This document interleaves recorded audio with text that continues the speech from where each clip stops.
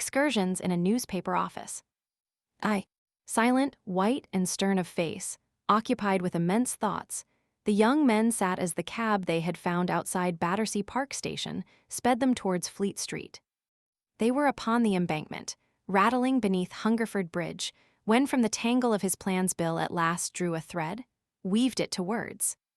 "George, we mustn't tell the chief anything about your being mixed up with the other cat, outraged the Rose. It might be awkward." George shifted the hand that firmly held Abishag on the seat between them, squeezed that fine creature's head to him with his arm, with his handkerchief wiped his sweating palms. "It's going to be awkward," he said, "damned awkward." "I see that." "Oh, Bill." He groaned. This young man was in desperate agitation. "Buck up," Bill told him. "This is a cert. Safe as houses." "All very well for you, Bill. I seem to have been living one gigantic lie all the past week." "Well, you have, you know," Bill granted. "By gum, you have. But you aren't now. You didn't steal this cat. You found it just as anyone else might have found it. All I tell you is, don't say anything about the Rose. Don't open your mouth, in fact. Leave the gassing to me." It was upon this repeated injunction that my poor George tottered up the stairs of the Daily office, cat in arm, in Bill's wake. 2. Bill rapped upon Mr. Bitt's door, poked in his head at the answering call, motioned my trembling George to wait, stepped over the threshold. Mr. Bitt sat behind a broad table. Before him, deep in an armchair smoking a cigarette, lay Mr. Vivian Howard. Wyvern," spoke Mr. Bitt. "Mr. Howard, this is Mr. Wyvern, one of my brightest young men. From today, he takes in hand this business." Mr. Vivian Howard did not rise, stretched a white hand to Bill. This man had an appreciation of the position he had won. This man stood for English literature. Within a wide estimate of public opinion, and within that immense estimate of him that was his own, this man stood for literature. In a manner worthy of his proud standing, this man comported himself. The talents that were his belonged to the nation, and very freely he gave them to the people. This man did not deny himself to the crowd, as another might have denied himself. Of him it never could be said that he missed opportunity to let the public feed upon him. This man made such opportunities. Where excitement was, there this man, pausing between his novels, would step in. If a murder trial had the public attention, this man would write upon that trial. If interest were fixed upon a trade dispute, this man would by some means draw that interest upon himself. Nothing was too small for this man. Walking the public places, he did not shrink from recognition, he gladly permitted it. Not once but many times, coming upon a stranger reading one of his novels, he had announced himself, autographed the copy. This man's character was wholly in keeping with his gifts. Yet beautifully, he could preserve the dignity that was his right. Preserving it now, he gave his hand to Bill but did not move his position. "It is a great pleasure to me to meet you, sir," Bill told him. "You have only lately joined the ranks of journalism, Mr. Bitt tells me," Mr. Vivian Howard graciously replied. "It is the stepping stone to literature. Never forget that. Never lose sight of that. I shall watch your career with the greatest interest." Mr. Bitt broke in a trifle impatiently. Well, we must keep to business just now. Mr. Howard will kindly give us a daily interview, Wyvern, until the Feuilleton starts, or until the cat is found." "You'd better." Bill took a pace back, faced them both. "No need," he cried in bursting words. "The cat is found." The cigarette dropped from Mr. Vivian Howard's lip to his waistcoat. He brushed at it violently, burnt his fingers, brushed again, swore with a ferocity that would have astonished his admirers, sprang to his feet amid a little shower of sparks and cloud of ash. "Found," he exclaimed, jabbed a burnt finger in his mouth and thickly repeated, "Found." Mr. Bitt simultaneously rose. "Found," cried Mr. Bitt. "What the—" "I have the finder here," Bill told them, stepped to the door. On legs that shook, my agitated George advanced. Mr. Vivian Howard drew forth his suffering finger with a loud pop, made 3 hasty strides to George, took the cat. "Abishag," he cried in ecstasy, "Abishag." In very gloomy tones, Mr. Bit announced that he was bust. "Well, I'm bust," he said. "I'm bust. It is your cat, eh?" Mr. Vivian Howard nodded the head. He was bending over his Abishag. Bill signaled to George a swift wink. George drew a handkerchief, wiped from his face the beaded agony. Mr. Bit dropped heavily into his seat. "Of course I'm very glad, Mr. Howard," he announced stonily. "Very glad." At the same time, he turned upon George with a note that was almost savage. "You, sir," he cried. George started painfully. "How the hell did you come to find this cat?" George forced his pocket handkerchief into his trousers pocket, rammed it down, cleared his throat, ran a finger round the inside of his collar, cleared again, said nothing. Bill hurried to the rescue. "Like this, sir. Let me tell you. This gentleman was at Poutley Hill, a place on the southwestern. He used to live there.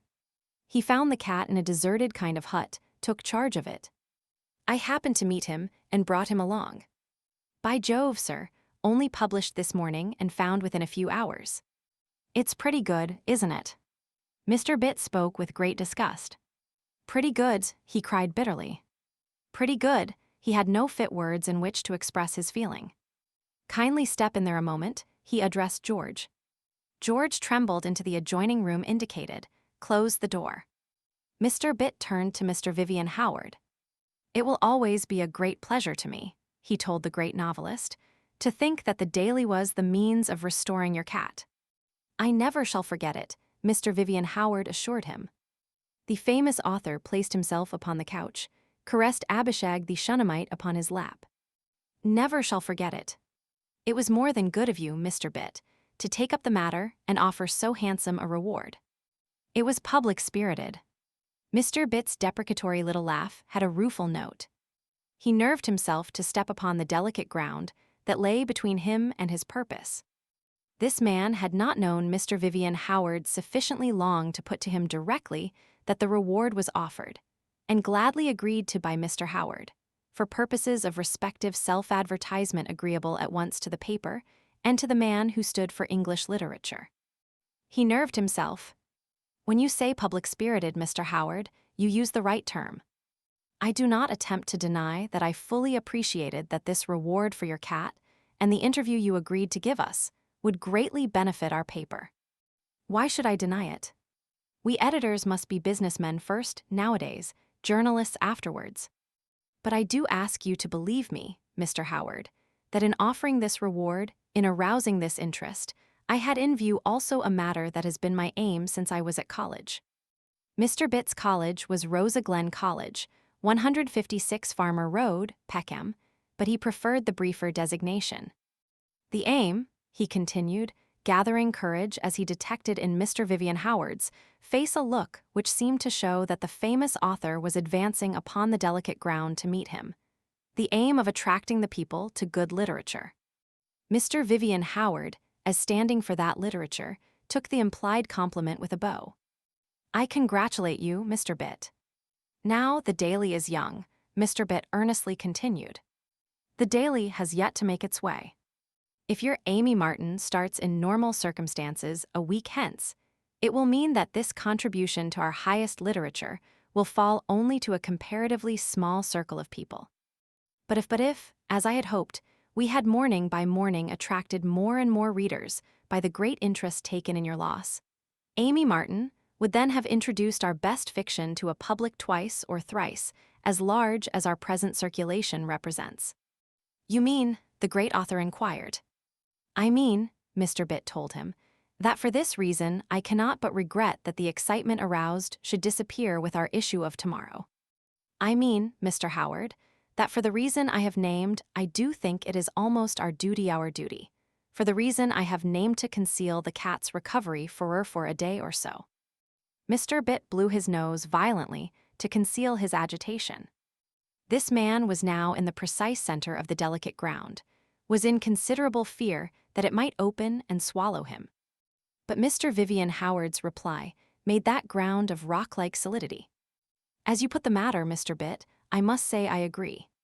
It would be false modesty on my part to pretend I do not recognize the worth of Amy Martin, and the desirability of introducing it as widely as possible. Certainly, that could best have been accomplished by Abishag, not having been recovered so soon. But as it is, I do not see what can be done. You do not, of course, suggest deliberate deception of the public. Certainly not, cried Mr. Bit with virtuous warmth. Since this was precisely what he did suggest and most earnestly desired, he repeated his denial. Certainly not.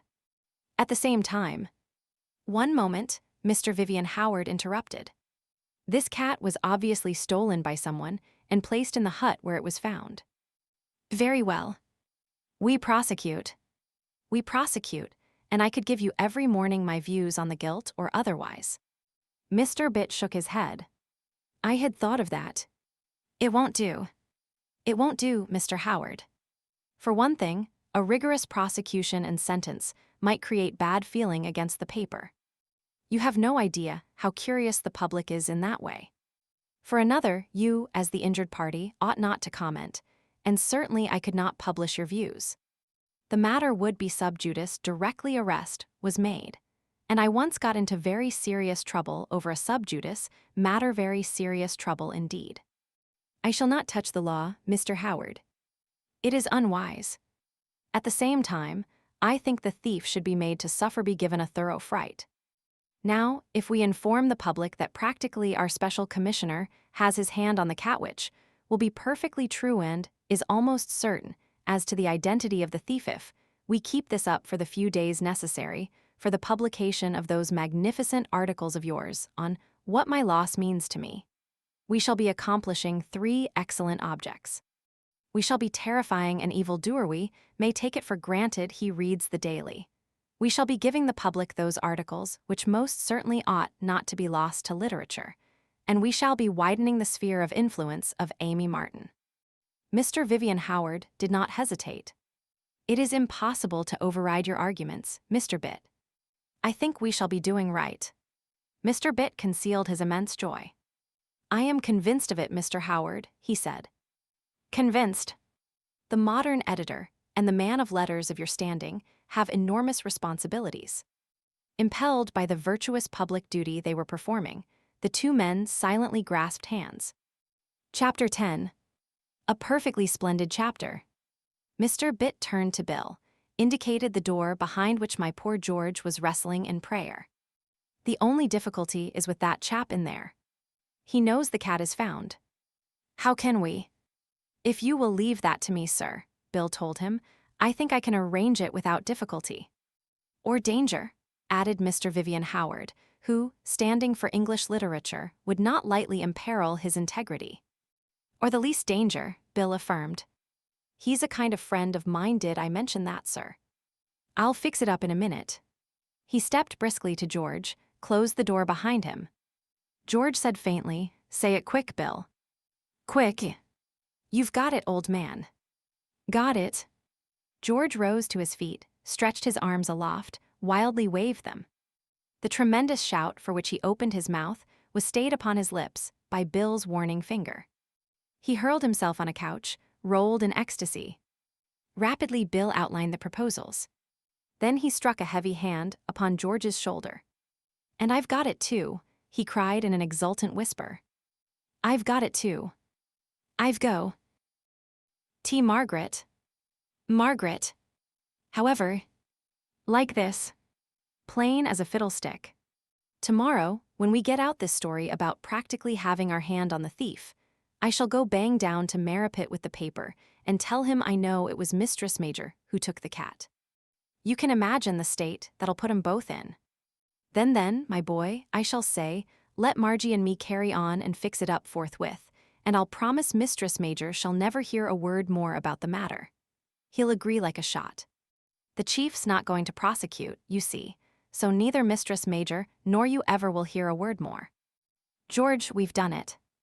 Done it. You've got your Mary, and I've got my Margie. With swelling bosoms, staring eyes, upon this tremendous happening the 2 young men clasped hands, stood heavily breathing. These men were glimpsing heaven. When they unlocked, George said, There's one thing, Bill. Go in and tell that precious pair they can hold over the discovery till they please, and that I shall never breathe a word. But tell him this, I don't agree unless I have my check right away. Bill advised no stipulations. George stood firm, I don't care a snap, Bill.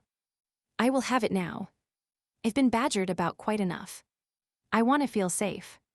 I'll either lose it all or have it all. No more uncertainty. Anything might happen during the week, for all I know. Bill took the message. Upon immediate payment, Mr. Bit at first stuck. He might turn back on us or start blackmailing us. He may have stolen the cat himself for all we know. All the more likely, in that case, to keep his mouth shut, commented Mr. Vivian Howard. Despite he stood for literature, this man had strong business instincts. Bill urged compliance. He knew this finder of the cat would speak for him as for himself. Mr. Bit put a quill into his inkstand, took George's name, wrote a slip, handed it to Bill. Take that to the cashier, Wyvern. He'll give you the check. Clear your friend out. No need for me to see him again. Of course you must get his story of how he found the cat, to use when the What My Loss Means to Me articles run out. Then come back and we'll fix up tomorrow's account. A cabman drove to St. Peter's Hospital a seemingly insane young man who bounded into the cab with a piece of paper in his hand, who sang and rattled his heels yupo. And the footboard shouted to passers-by, who paid with 2 half-crowns, who bounded, paper still fluttering in hand, up the steps of the dean's entrance with a wild and tremendous whoop. George had scarcely explained to the dean an incoherent story of L501 through a newspaper competition, when the Mr. Lawrence 1000 R100S 50 R100 P, whose practice was at Runagate, arrived. Informally, the purchase was at once arranged, a further meeting settled. George bolted to another cab, drove to Meath Street by way of the florist near Victoria Station, took aboard an immense basket of flowers. At the house, he gathered the flowers beneath his arm. On the way upstairs, shifted them to his hands, flung wide the door. His Mary, white, a tooth on a trembling lip, her pretty hands clasped, was before him. In a great whirling shower, he flung the blossoms about her, then took her in his arms. Runagate, Mary. Darling old girl, Runagate. He kissed his Mary. Last shots from the bridge. If you had patience for another peep from the bridge that I can build, you might catch a glimpse or so. Bending over, you might see Bill seated at the editor's table of the editor's room of a monstrously successful monthly magazine of most monstrous fiction that Mr. Bit's directors have started. Margaret, that sentimental young woman, by her husband's side is correcting the proofs of a poem signed Margaret Wyvern. It is of the most exquisite melancholy. Bending over, you might see George upon one of the summer evenings when, his duties through, he is taking his Mary for a drive in the country behind that rising seaside resort Runagate. They are plunging along in a tremendous dog-cart drawn by an immense horse. George is fully occupied with his steed, Mary peeping at constant intervals through the veil that hides the clear blue eyes. N.D. The ridiculous little turned-up nose of her baby at every corner says, "Oh, George. Georgie, do be careful." We were on one wheel then, I know we were. But along the level the wind riots at her pretty curls as she sits up very straight and very proud, smiling at this splendid fellow beside her.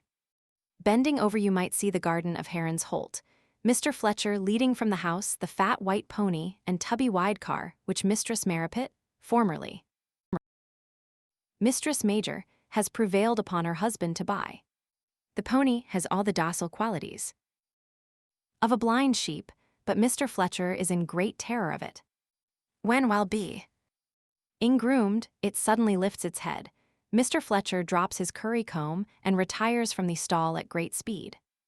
"It's 'ard," says Mr. Fletcher, "damn 'ard. I'm a gardener, I am not a 'orse breaker." The end. N. D of the Project Gutenberg ebook of Once Aboard.